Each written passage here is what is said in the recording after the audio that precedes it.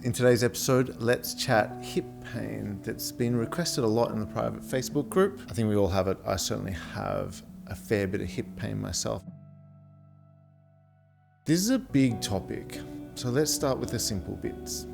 A good place to start is to continue with the fascia and the knots work that we've been chatting about lately. There are trigger points in the butt that feel incredible when you massage them. Now, the glutes, there are three major groups of glutes. Almost got tongue-tied there. Gluteus medius, maximus, and minimus. And they've all got trigger points which feel incredible to have released. And all of us have them. Doesn't matter who you are. I've never met someone that I massaged their butt and not found trigger points in their glutes. And we actually cover this in Melt's masterclass. So the mushy yum yums, I know, crazy word. I didn't come up with the mushy yum yums, by the way. But then again, I'm not here to teach you how to be a massage practitioner. I'm here to teach couples how to massage in the most efficient way possible. And you're never going to forget the mushy yum yums. The mushier they are, the yummier it feels. And this is what it looks like.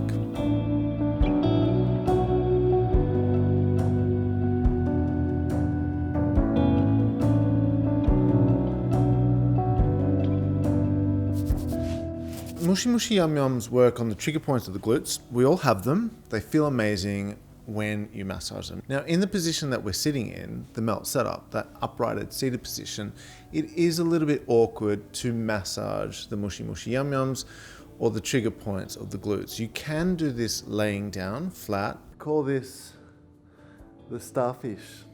Use a hard surface, not the bed. The bed is squishy and it's going to absorb the pressure that you use to sink into these trigger points.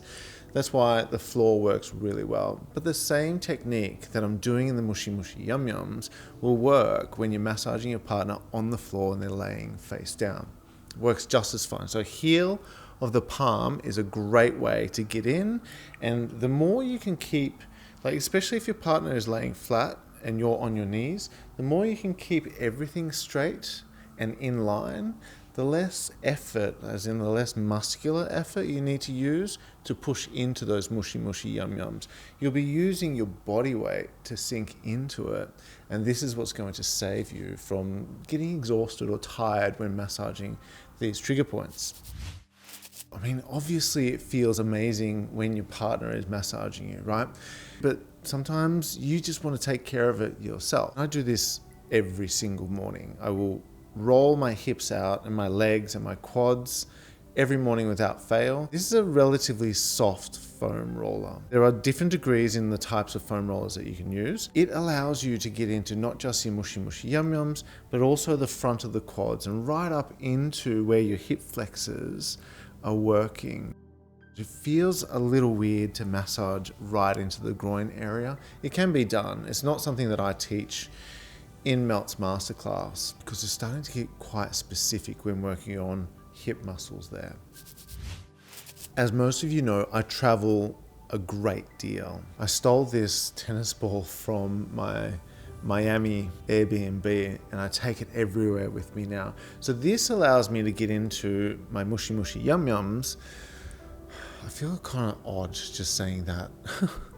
This allows me to get into the trigger points of the glutes and be way more specific in what angles I want to choose other than, say, the foam roller. And it depends on how delicate or sensitive my trigger points are. So if I'm really stiff, I'll go to a softer foam roller. And if I'm feeling a bit more limbered up and I can take more pressure, I'll move on to a tennis ball. You can go on to more solid balls as well. There's so many different options that you can use. I've used golf balls before. These things don't tend to work so well on tiles though. You want to be using this on carpet because carpet will give you more grip. The tennis balls will just slide out from underneath your butt. When searching for knots in the glutes, using your thumbs is going to be more sensitive. You're going to be able to pick up and find knots a little bit easier. The problem is the butt has got a fair bit of fat around it. And the more fat there is, when you go in specific, like using tiny little contact points, you're going to create more pain. So using a broad pressure, heel of your palm, will make the experience feel a lot better, but then that's less sensitive than what your thumbs are. So it's kind of a catch-22. That's why it's good to work with your partner and ask them for help in finding where these knots are. Once you know where the knots are, you can gradually work into it. I'll use the heel of my palm and I'll be looking for different angles and listening to my partner and waiting for them to give me ums and ahs. Or if we're actually talking through it, they'll tell me, oh, there it is, right there. Once I've found it with the heel of my palm, I might sink into it, let it release a little bit, and then go in with my thumbs if I really want to rip into it. But it all depends on what kind of experience you want to give your partner when massaging these knots. Massage shouldn't be the be-all and end-all, especially when working with hips, because there are some muscles that we can't get to because of their location or only a practitioner should work on. For instance, the psoas muscle, that's intense and can cause a whole bunch of lower back pain. It is right at the back, like inserts, well, it originates from, good question. I think it does originate from the spine and then inserts into the hips because it will move the hips. Yep, that sounds about right. But to access it and massage it, you need to go through the abs, in between the intestines, just to get to it. And even if like an experienced practitioner like me works on it, I need to gain your trust to allow me to get right in. It's quite uncomfortable to get there. So when you're at home, stretching and exercising is a way to release the psoas muscle or any other hip muscles without actually having to manually manipulate it, such as using massage. This is my parents. I got a chance to hang out with them finally, and I asked them to be part of this video because I wanted to do a stretching exercise with them. And it's a total fail. This is actually an embarrassment. You can't do that either. Wow. We have a problem. Ti ne možeš nikako? Ne. And can you do that? Nothing. Here's what I do every day. A couple of really simple, easy stretches. This one here, you don't have to grab the foot. You can grab the ankle or you can grab the knee. It doesn't matter. The main thing is that you get that hip hinge happening. This bending over thing doesn't help at all, so it's not necessary to do. Chin up and try hinging from the lower back. This one I love. This one feels great. You can see I'm telling you to push your hip down and think about elevating yourself, keeping your back straight. There's a massive stretch through the hamstrings and in through the trigger points where the glutes are. I do this a lot, feels amazing. Now I'm no yogi, you guys, and you don't need to be either. The main thing here, this entire video is all about inspiring you to get up and change. So this is my downward dog. I do that a lot. Massive stretch through the back of the legs all the way down into the calves. And then also this pigeon pose. Also huge, really feel that in my glutes and opening up my hips. You guys, your stretching journey is your stretching journey. In the beginning, it really doesn't matter as long as you're doing something about it. As you progress and as you get better through your stretching journey, you'll start finding other people, not me, but there's heaps of people on YouTube that can help you out and get your technique just right. Find out what your hips need. And remember, everybody is different. In this part of the video, let's do something fun that the two of you can do together. So grab your partner and we'll do a structural assessment of your hips, a way of checking the alignment of hips to see whether something is anteriorly rotated, posteriorly rotated. They might be rotated in different directions. There could be torsion happening at the sacrum, at the back. So this is a bit of fun. Okay, so let's have a look at the alignment of the hips. We're going to get your partner to stand. Feet are 1.5 inches apart from each other. Ankles are lined up, knees are lined up. They're nice and relaxed, just standing there. You're going to come to this bony ridge here. We call it the anterior superior iliac spine. You'll feel it. It's just sticking out. Grab your thumbs and put it on top. And then you're going to have a look. So you want to be kneeling down in front, eye level with your thumbs, and you want to look to see if there is an even plane. If one of the thumbs is higher or lower, then we know that there might be a rotation either anteriorly or posteriorly. Can you guys see that on me? I think I'm pretty level. I need to relax. There we go. So the next test will be the iliac crest. So the hips have a big bone that come all the way up. You grab this part of your hand, sit it on top of that bone, just go into the little bits of fat, sit on top of your bone, and again we're checking to see if there's an alignment. If one's higher or lower than the other, the hip might be dropped or raised.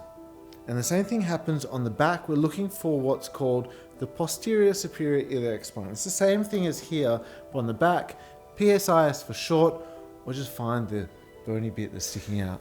This one is a bit harder to find, but you can find it. You start at the top of the iliac crest and work your way down until you find the bone that's sticking out. Now mine is right here.